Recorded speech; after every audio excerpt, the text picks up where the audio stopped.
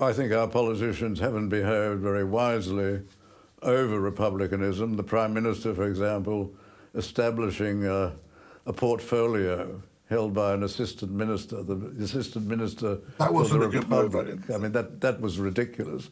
And also attaching the Republic referendum to the current referendum on the voice, which means that you can hardly say, oh, well, we're not going to... Yeah. Yes, you can hardly now say we can't go ahead with it until he gets this current one over.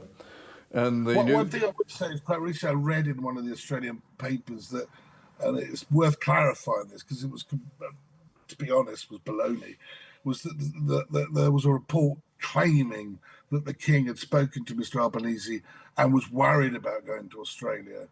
That's complete nonsense. That is just not the case.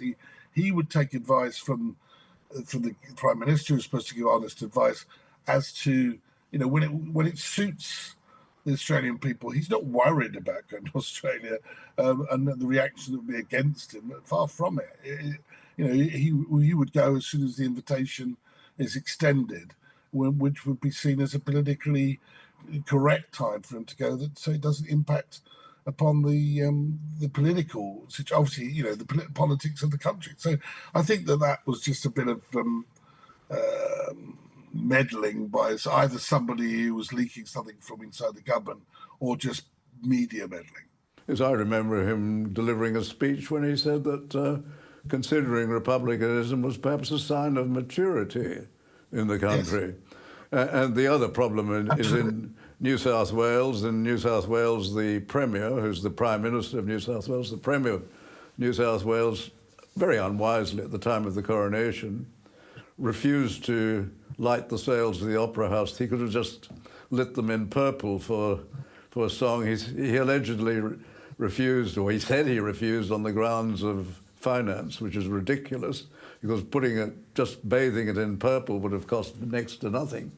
But I just think it was a mistake by him. Yes. I mean, ultimately, one thing that you got to remember my great grandfather fought in the First World War and others in the Second. When we all used to fight under the same banner and the flag, and I just think that there's so many proud Australians that have affiliations in that respect. That the Queen ultimately was the head of the armed services. He is now the King is now, and I think it's out of respect, not respect necessarily even to the person.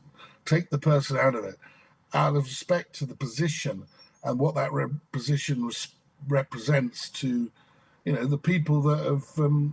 The people that have fought for their families and for their country and under the system of the Crown. So I think that some of these things are a little bit cheap shots. So I don't think that they need to be done. I think they're too short-sighted because there are a lot of people who've got long memories and and it really matters to them and so I think the politicians should probably read a little bit deeper and wider.